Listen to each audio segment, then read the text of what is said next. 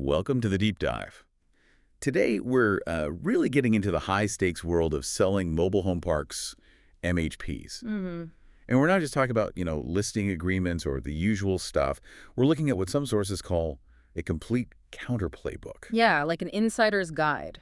It's designed for the park owner. Right, to shift them from just, well, holding an asset and waiting for an offer. To becoming a strategic seller, someone who engineers their exit.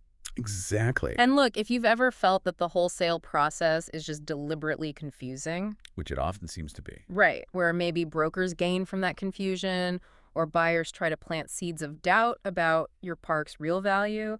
Well, this deep dive is definitely for you. Yeah, we're basically breaking down knowledge from a pretty extensive series that's all about giving the seller, clarity, confidence. And control. That's the key word, I think, control. Control. So our mission here is to pull out those actionable strategies, the things that let you dictate the terms. We're moving past just hoping for a decent sale. It's about understanding the professional buyer's game plan. And then taking it apart strategically. Making sure you sell smarter, not just faster. And getting the maximum value even after the deal closes. That's the goal. Precisely. And the core idea here, really, is that if you grasp how professional MHP buyers operate, you realize selling well starts way, way before you even think about listing the park. Months, maybe even years. Okay, so let's start where it seems the playbook says the money's really made or lost. The foundations. Yeah, Getting that basic knowledge right for maximizing value. that's it. The playbook really hammers this point. Amateurs tend to fixate on what they think their park should be worth. Based on maybe gut feeling or what they heard someone else got. Exactly. Whereas the pros, they focus intensely on understanding how buyers actually value the asset, what metrics they use. Right, because you can't really negotiate effectively if you're not speaking their language, basically. You nailed it. That's the critical difference. The MHP 101 part of this playbook, it focuses heavily on positioning. And a key takeaway is this 5-step roadmap to maximizing your value. Okay. And interestingly, the first step isn't, painting fences or planting flowers. Not curb appeal. Nope. It's getting your financial books organized to institutional standards. Specifically, moving from maybe basic tax accounting. Which a lot of smaller owners might use. Sure, very common.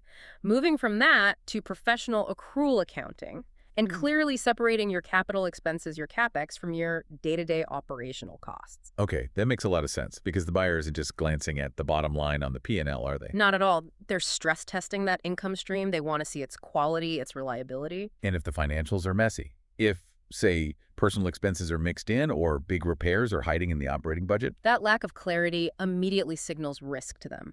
And risk always translates into a lower offer, a significant discount, often. So clean books aren't just about being organized. They're a valuation defense tool. Absolutely. The guide insists that by presenting your park with institutional-grade documents right from the start, you signal you're a serious professional seller. And you sidestep that classic buyer playbook. Which often involves testing the waters with a low-ball offer, especially if they sniff out amateur financials.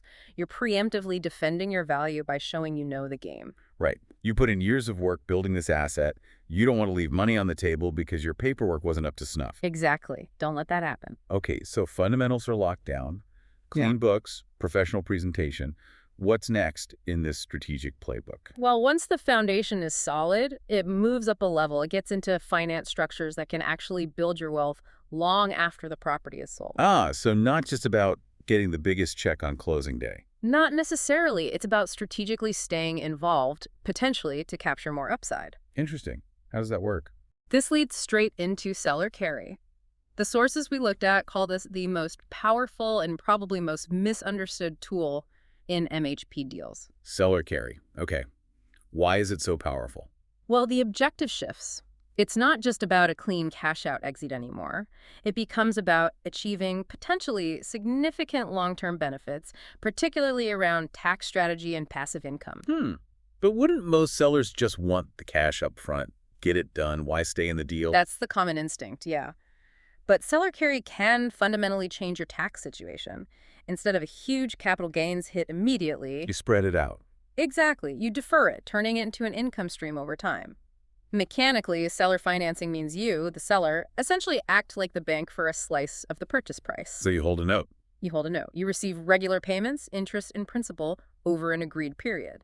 Now, crucially, the sources stress the importance of legal safeguards. Right, you need protection. Absolutely. Structuring the carry properly with good collateralization, maybe personal guarantees from the buyer, to really minimize the risk if the buyer runs into trouble down the line. So you trade that immediate big lump sum for potentially years of steady cash flow, leveraging the sale itself to create a new paying asset. That's clever. It can be very smart passive income. And beyond just seller carry, this section also dives into other strategic finance topics, things like DSCR. Debt service coverage ratio. Right. Bank underwriting standards, capital stacking. What's capital stacking? Basically, how the buyer layers different types of financing, senior debt from a bank, maybe mezzanine debt, their own equity to make the purchase.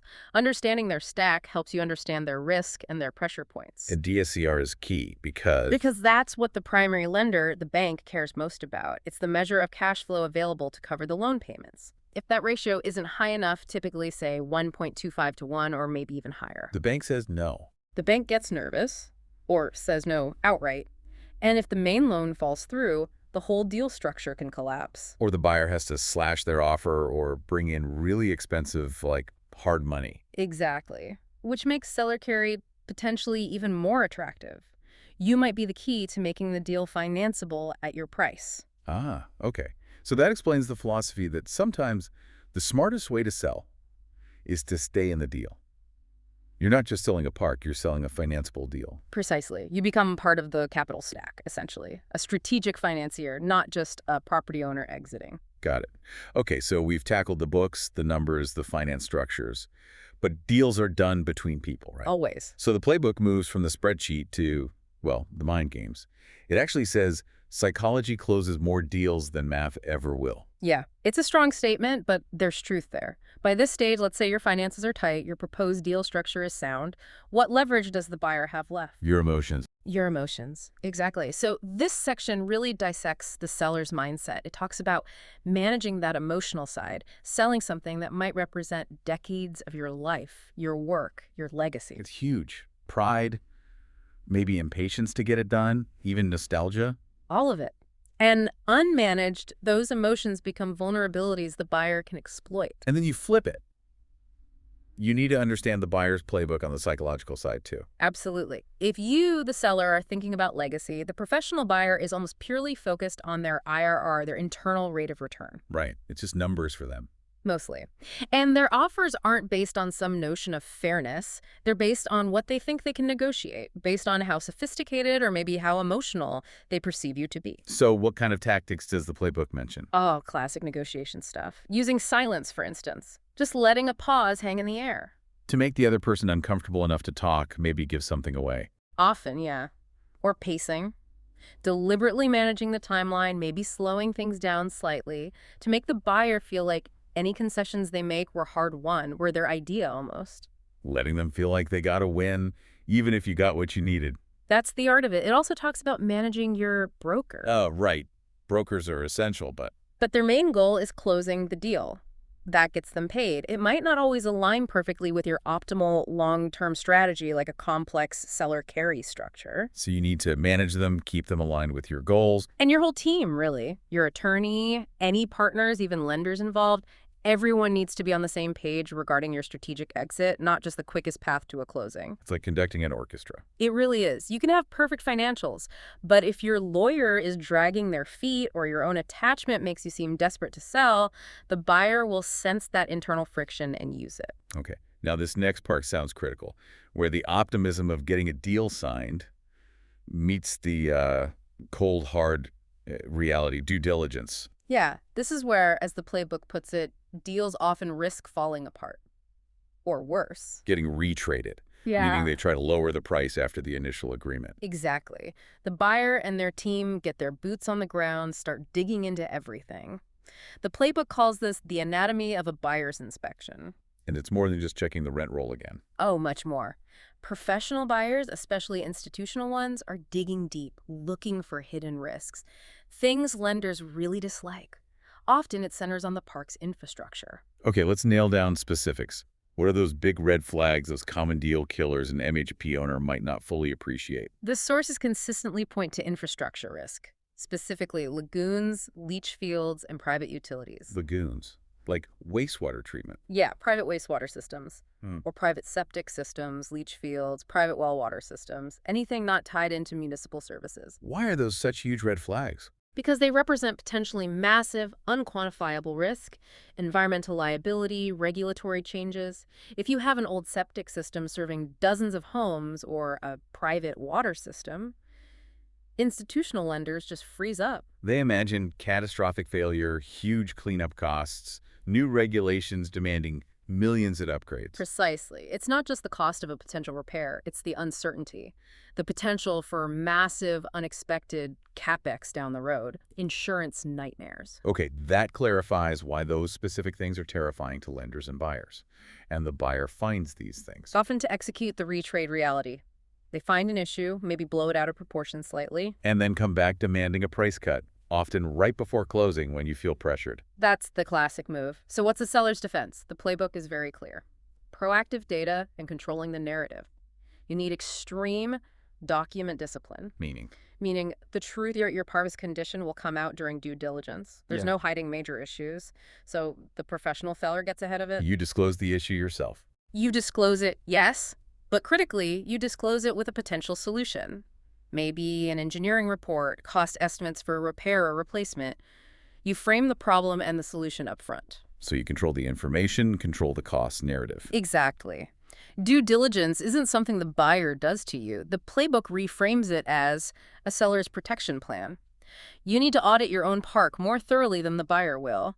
Find the warts, figure out the fixes, and present it cleanly. No ambushes allowed. You refuse to be ambushed. That preparation is the absolute key. You can't effectively fight a retrade if you don't have your own solid data to counter their claims, or, ideally, if you haven't already factored the true cost of any needed fixes into your initial asking price. It all comes back to preparation, doesn't it? Every single time. All right, so finally we get to what sounds like the PhD level course in this playbook. Season 5, the Advanced Masterclass. Turning the seller into a deal architect. Yeah, this is where it gets really sophisticated. It dives deep into valuation science, how appraisals are really put together, which can be quite different from just a broker's quick opinion of value. Decoding things like cap rates and valuation science. Right. Understanding that cap rates aren't just about your property in isolation. They reflect perceived risk in the market, the availability of capital, liquidity. It's complex. And we circle back to leverage points again. The guide brings up DSCR one more time, calling it the lender's silent deal killer, but also the seller's leverage point. How does the seller leverage DSCR here at this advanced stage? By having meticulously clean financials that demonstrate stable, predictable income well above what's needed to cover the debt service. So you prove the park can easily handle the new, larger loan the buyer needs. Exactly. A strong, easily provable DSCR makes your park highly attractive to multiple institutional lenders. That creates buyer competition, validates your premium pricing, and shows the deal is financeable through standard channels, reducing the buyer's leverage. It greases the wheels for the buyer's financing. It absolutely does. And the ultimate preparation. Self-auditing. The masterclass insists the seller must audit their own MHP like a buyer would, hitting all 4 pillars of due diligence: financial, operational, physical, and legal. Know your weaknesses better than they do. Wow.